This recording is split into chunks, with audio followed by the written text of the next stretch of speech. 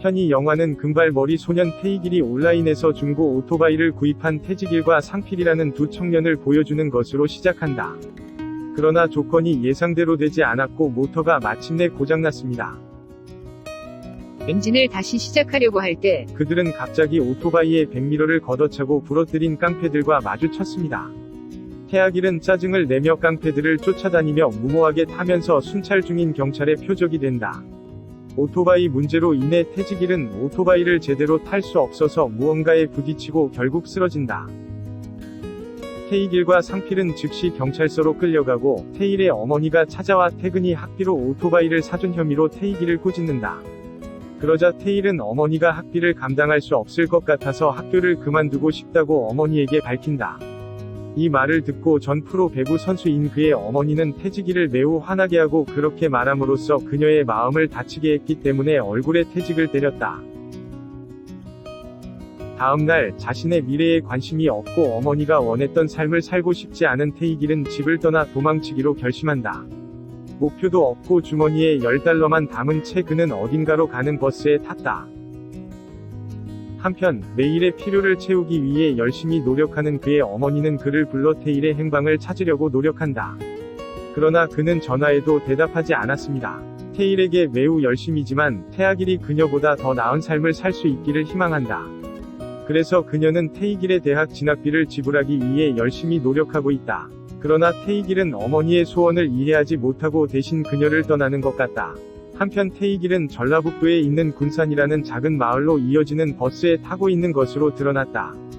버스에서 내린 태익일은 우연히 경주라는 붉은 머리 소녀를 만났고 그는 화를 내서 뱃속에서 그를 때렸다.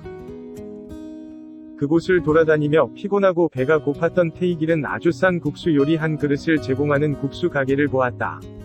그는 즉시 그곳으로 달려가 공이라는 식당을 소유한 남자를 만났다. 태익일이 국수 한 그릇을 $3에 먹으려 할 때 음식 배달 택배가 가게에 들어와 부엌으로 향한다. 그러나 부엌에는 약간의 소동이 있고 태익일은 택배를 보고 서둘러 나간다. 태익일은 그곳에서 무슨 일이 일어났는지 궁금해 보이지만 감히 묻지는 않는다. 그 후 그는 공중 목욕탕에서 밤을 보내기로 결심하고 다음 행보를 수고합니다. 다른 곳에서는 상필이 할머니와 함께 살면서 견과류를 껍질을 벗겨 생계를 꾸려 나가는 모습이 보인다. 다음날 태익일이 국수 가게로 돌아와 식사를 할 때 그는 음식 배달 택배가 필요하다는 것을 알게 된다. 아무 생각 없이 태익일은 즉시 그 일을 신청했다. 공은 태익일에게 적어도 3달 동안 일해야 한다고 말하고 집으로 돌아가기 위해 쉬는 날이나 쉬는 시간을 요구한다. 태익일은 즉시 동의했다. 태익일은 구만이라는 음식 배달 택배사에게 소개되는데 구만은 조금 부주의해 보이며 그가 가지고 있던 변화를 떨어뜨린다. 그런 다음 장면은 상필이 그에게 일자리를 제공하는 동화라는 남자를 만나는 것을 보여준다. 그러나 동화는 업무 유형을 밝히기를 꺼려하며 면접을 볼 때 상필에게 공개하려고 한다. 태익일로 돌아서서 금발의 청년은 어제 본 사건 이후 국수 가게 요리사에 대해 매우 궁금해했습니다. 태익일은 부엌으로 가서 매우 위협적인 표정과 시선을 가진 근육질의 남자 지호석을 만난다.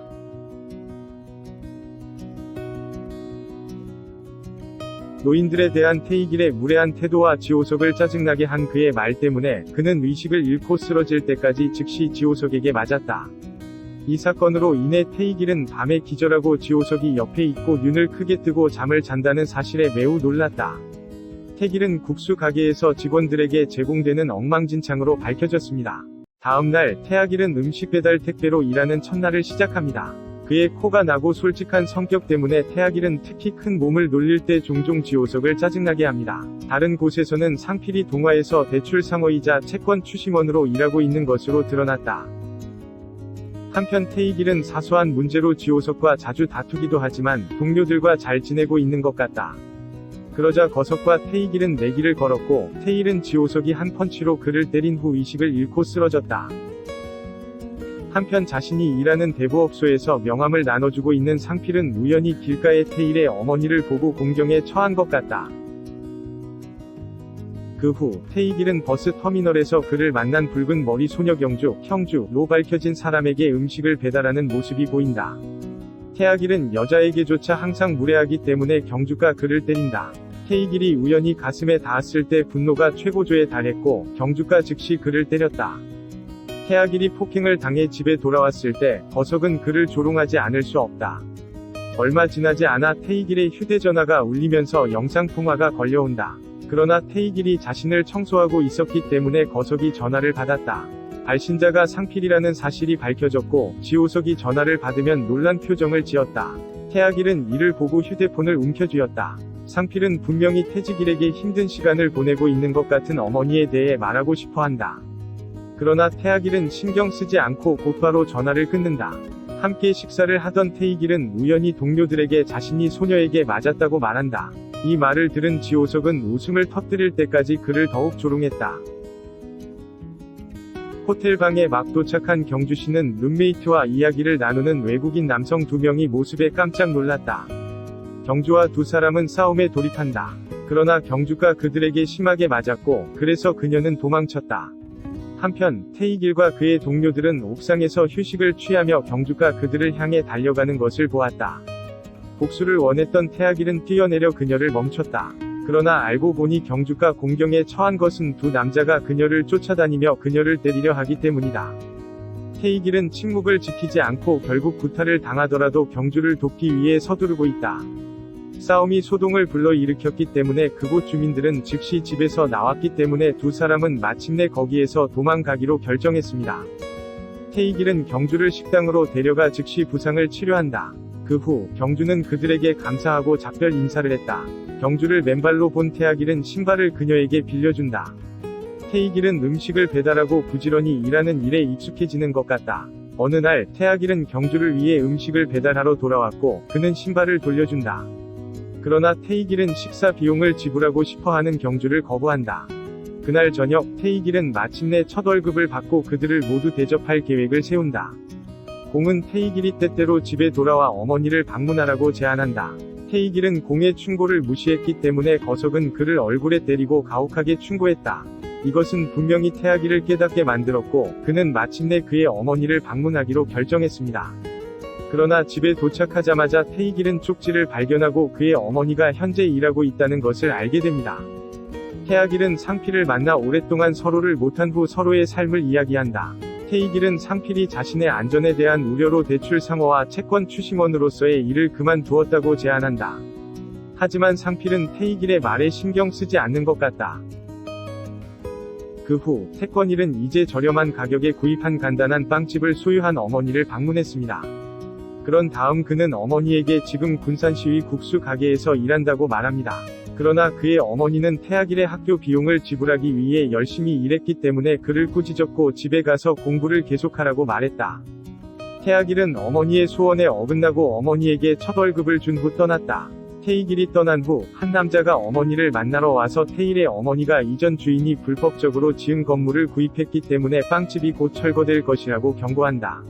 며칠 후 상필은 남자 가게 주인으로부터 빚을 갚으라는 요청을 받는다. 그러나 그는 너무 심하게 구타를 당하여 병원에서 치료를 받아야 했습니다.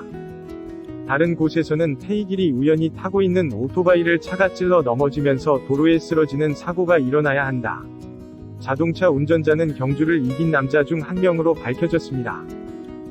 다른 곳에서는 태익일이 우연히 타고 있는 오토바이를 차가 찔러 넘어지면서 도로에 쓰러지는 사고가 일어나야 한다.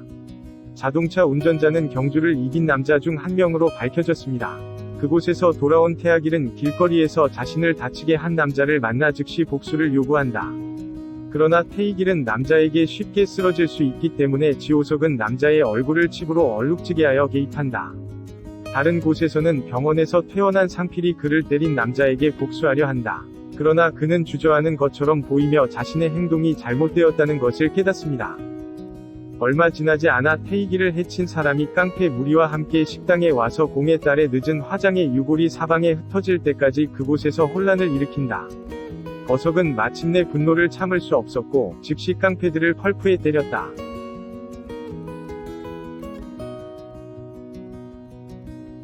태익과 그의 동료들은 지호석이 경찰에게서도 그 지역에서 높은 존경을 받았던 갱스터 보스였다는 것을 알게 된다. 당시 라이벌 갱스터와의 싸움 끝에 부상을 입은 고석은 딸이 죽은 후 좌절감에 빠진 채 목숨을 끊으려 했던 공을 우연히 만났다. 그러자 거석은 공을 구하고 희망을 포기하지 말고 계속 살아달라고 부탁한다. 이후 지호석은 공예 식당에서 요리사로서 새로운 삶을 시작하기로 결심하고 갱스터로서의 삶을 떠난다. 혼돈 끝에 그날 밤 공예 식당은 갑자기 지호석의 부하로 밝혀진 갱스터들로 가득 차 있다. 태성이라는 남자는 지호석에게 갱스터 보스로 돌아가라고 요청하는데 라이벌 갱단이 종종 자신의 영토에 혼란을 일으키기 때문이다. 자신의 존재가 공과 다른 사람들을 위험에 빠뜨릴 수 있다는 것을 깨달은 지호석은 마침내 떠나 갱스터 보스로서의 옛 삶으로 돌아가기로 결심한다. 공은 지호석의 결정을 이해하는 것 같고 언제나 환영받을 것이기 때문에 언제든지 돌아오라고 부탁한다. 태석은 지호석의 출국으로 황폐해진 것 같은데 왜냐하면 지호석이 항상 싸우고 지호석이 종종 그를 조롱하고 때리는데도 불구하고 지호석을 자신의 가족으로 여겼기 때문이다. 다른 곳에서는 상필이 태근의 어머니 빵집이 봉인된 것을 보고 즉시 전화로 태길에게 알린다. 다음날 태길은 즉시 경주와 함께 어머니를 방문한다. 그의 어머니는 불법적으로 토지를 구입한 이전 건물 소유자에게 속았다는 것이 밝혀졌습니다. 어머니의 문제로 좌절한 듯 보이는 태석일은 거석에게 도움을 청한다. 그러나 거석은 대신 태익일에게 자라서 자신의 문제를 해결해 달라고 부탁한다. 한편 지호석은 라이벌 갱스터의 본부를 방문한 것으로 밝혀져 혼란을 일으키는 것을 멈추고 서로의 영토를 존중해 달라고 부탁한다. 그러나 그들이 평화의 제안을 거부했기 때문에 지호석은 그들 모두를 때려눕힐 수밖에 없었고 깡패들만 홀로 전복시킬 수 있었다. 다른 곳에서는 채권 추심자들이 태일의 어머니에게 가서 빵집에 대한 지불금을 징수합니다. 태익일과 상필은 그들을 막으려 한다. 그러나 채권 추심원들은 상필과 같은 사무실 출신이기 때문에 태익일은 상필이 어머니를 갇혔다고 오해하고 생각한다. 그러나 그의 어머니는 상필로부터 돈을 빌리지 않았다고 말한다. 채무 추심자 중 한 명이 태근이 어머니에게 준 월급 봉투를 찾아 상사에게 준다. 태익일의 어머니는 정중하게 봉투를 요구하려 하지만 사장님은 봉투를 주지 않는다. 태익일은 펄프에 맞아야 함에도 불구하고 봉투를 잡으려고 필사적으로 노력한다. 아들이 때리고 아들의 첫 월급이 빼앗기는 것을 보고 싶어 하지 않던 태익일의 어머니는 일어나 전문 배구 선수로서의 기술을 발휘해 빚을 갚는 사람들을 이기고 태익일의 연봉 봉투를 회수할 수 있었다. 한편 지호석은 태성에게 식당으로 데려가달라고 부탁하고 그곳에서 주방 용품을 빌려 자신의 음식을 요리한다. 그 후 거석은 태성에게 식당에서 요리하고 요리사가 되는 것이 그의 새로운 삶이라고 말하고 이제부터는 갱스터 보스로서의 옛 삶을 완전히 떠날 것이라고 말한다. 태성은 마침내 이를 이해하고 지호석의 결정을 존중한다. 사건 이후 태익일은 어머니와 재회하고 빚을 갚기 위해 집이 압수되었기 때문에 상필의 집에 잠시 머물기로 결심한다. 한편 태일의 어머니의 빵집은 여전히 찢어지고 있다. 그럼에도 불구하고 태익일의 어머니는 아들이 집으로 돌아와 기분이 나아지고 있다는 사실에 안도하고 행복합니다. 상필도 마찬가지다. 그 사건 이후 동화는 또한 돈 대출 및 채권 추심자 일을 그만두고 간단한 프라이드 치킨 가게를 열기로 결정합니다. 한편 지호석은 공예 식당에서 요리사로 돌아가기로 결심한다. 한편 경주는 공식적으로 공예 양딸이 된 후 마침내 학교로 돌아온다. 영화는 태익일이 어머니를 데리고 그가 산 중고 오토바이를 타는 것으로 끝난다. 이 영화에서 배울 수 있는 도덕은 어머니의 사랑이 시대를 초월하지 않을 것이며 아이가 종종 마음을 아프게 하더라도 조금도 사라지지 않을 것이라는 것입니다.